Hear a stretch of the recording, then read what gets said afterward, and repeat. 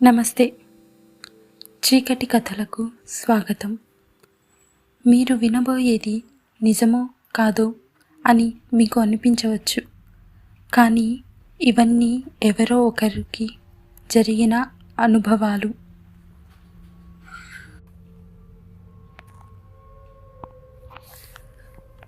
నా పేరు రేవతి. మాకు పెళ్ళి అయ్యి 9-10 నెలలు అవుతుంది. కొత్త జీవితం, కొత్త ఇల్లు, కొత్త ఆశలు. మేము షిఫ్ట్ అయిన ఇల్లు చాలా పెద్దది. సపరేట్ బెడ్రూమ్స్ లేవు, కానీ పొడవుగా 4 గదులు, ఒకదాని తర్వాత ఒకటి, చివర కనిపించని ఒక చీకటి దారిలా ఉండేది. మేము సిటీలోనే ఉన్నా ఆ ఏరియా మాత్రం ఒక చిన్న విలేజ్లా ఉండేది. పగలు జనాలు, శబ్దాలు, కానీ రాత్రి 8 లేదా 9 అయ్యిందంటే అక్కడ నిశ్శబ్దం కూడా భయంగా అనిపించేది. మా ఆయన పని ముగించుకొని వచ్చేసరికి రాత్రి 9:30 లేదా 10 అయ్యేది. అప్పటి వరకు నేను ఒంటరిగానే ఆ ఇంట్లో ఉండాలి. టీవీ ఆన్ చేసి కూర్చునేదాన్ని, కానీ ఆ నిశ్శబ్దంలో టీవీ శబ్దం కూడా నన్ను రక్షించలేకపోయింది. ఎందుకో తెలియదు, నేను ఒక్కదాన్నే కాదు అన్న ఫీలింగ్ మొదలైంది.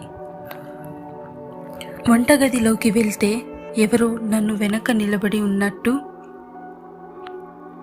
సైలెంట్గా కూర్చొని ఉన్నప్పుడు ఎవరో నా వైపు నడుచుకుంటూ వచ్చినట్టు, అడుగుల చప్పుడు, గజ్జల చప్పుడు.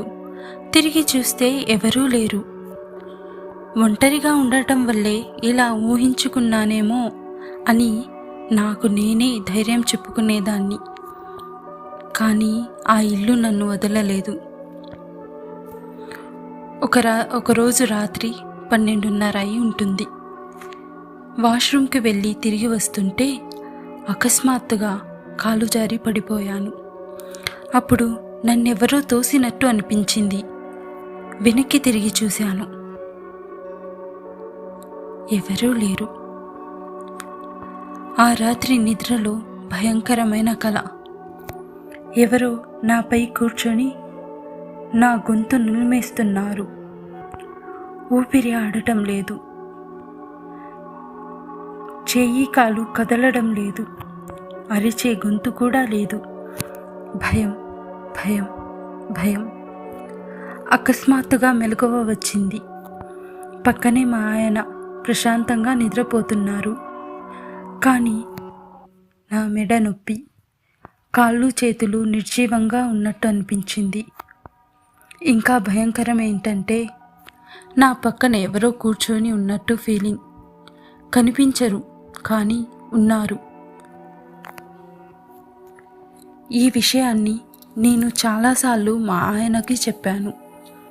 నువ్వు ఒంటరిగా ఉండి ఎక్కువగా ఆలోచిస్తున్నావు, ఇక్కడ ఏమీ లేదు అని నాకు ధైర్యం చెప్పేవారు. అలాగే 4 నెలలు గడిచాయి. ఆ సమయంలో నేను ప్రెగ్నెంట్. నా హెల్త్ సరిగ్గా లేకపోవడంతో ఆయన ఎక్కువసేపు నాతోనే ఉండేవారు. అలా ఒకరోజు సాయంత్రం టీ పెట్టడానికి కిచెన్లోకి వెళ్ళాను. అప్పుడే ఎవరో నా చేయి పట్టుకున్నారు. తిరిగి చూస్తే ఆయన హాల్లో టీవీ చూస్తున్నారు. నాకు గుండె దడ ఎక్కువయింది. టీ తీసుకొని హాల్లోకి వచ్చి బెడ్ మీద కూర్చున్నాను. అప్పుడే హాల్ డోర్ వెనుక ఎదురుగా ఒక ఆకారం. ఆడదా మగదా క్లియర్గా కాదు, ఒక నీడలా కనిపిస్తుంది. చీకట్లో కదులుతున్న శూన్యం. ఆ క్షణంలో నా గుండె ఆగినంత పని అయ్యింది. నేను అరిచాను. మా ఆయన పరిగెత్తుకుంటూ వచ్చారు. ఏంటి అని నన్ను అడిగితే నేను అటు చూపించి అక్కడెవరో ఉన్నారు అని ఏడుస్తున్నాను. ఆయన అటు చూసి అక్కడ ఎవరూ లేరు అని అన్నారు. కానీ నాకు మాత్రం అది స్పష్టంగా కనిపిస్తుంది. అక్కడే పక్కన ఉన్న మా ఆయన వాళ్ళ అన్న వదిన వచ్చారు.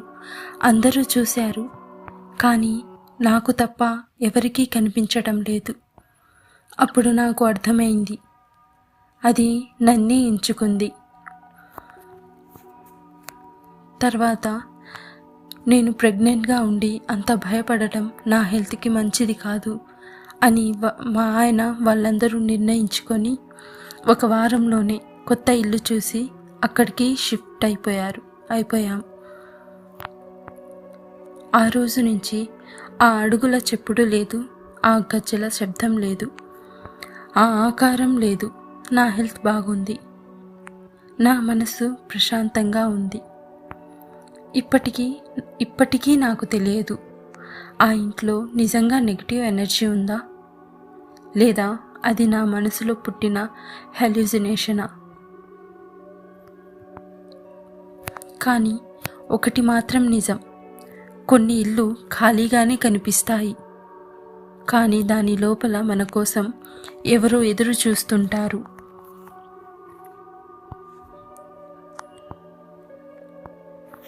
మీకు కూడా ఇలాంటి అనుభవం ఉంటే రాత్రి ఒంటరిగా ఉన్నప్పుడు మాత్రం గుర్తు చేసుకో.